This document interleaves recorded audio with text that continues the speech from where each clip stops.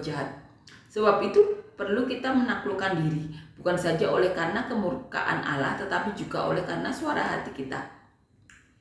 Itulah juga sebabnya maka kamu membayar pajak, karena mereka yang mengurus hal itu adalah pelayan-pelayan Allah.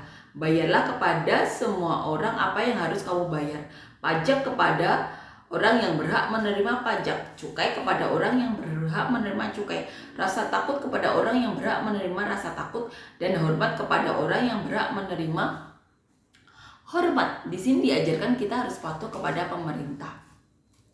Karena dikatakan semua pemerintah itu adalah sudah menjadi ketetapan Allah.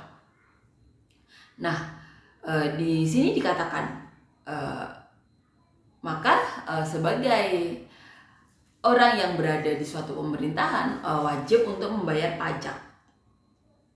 Karena mereka yang mengurus hal itu adalah pelayan-pelayan Allah. Nah, waktu itu kita tahu bahwa memungut cukai banyak dimusuhi orang, padahal itu kan pelayan Allah ya, sudah ditetapkan untuk membayar pajak. Tapi di sini Allah mengajarkan untuk tidak melawan pemerintahan, karena kita tahu bahwa untuk berjalannya suatu negara atau suatu daerah itu memerlukan biaya, dan itu sudah sejak zaman dahulu ada pajak, ada biaya cukai untuk membayar semua pembangunan, hal-hal yang mendukung suatu daerah. Di sini kita diajarkan untuk patuh kepada pemerintah. Nah, bagaimana kalau pemerintahan itu korupsi?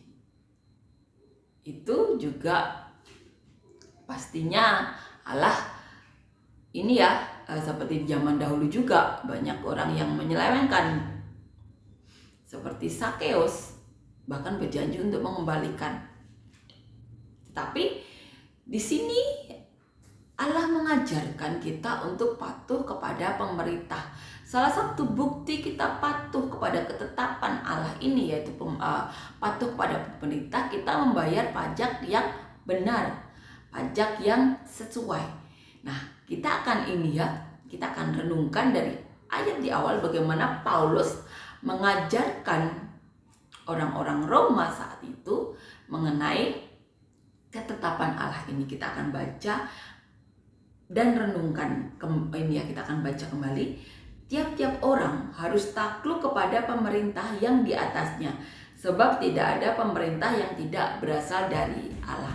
Ini perkataan Paulus bahwa tidak ada pemerintah yang berasal dari Allah. Bahkan Firaun pun hatinya dikeraskan Tuhan untuk tujuan Tuhan juga, untuk tujuan Allah juga. Amin ya. Amin. Di ayat 2 dikatakan, sebab itu barang siapa melawan pemerintah, ia melawan ketetapan Allah,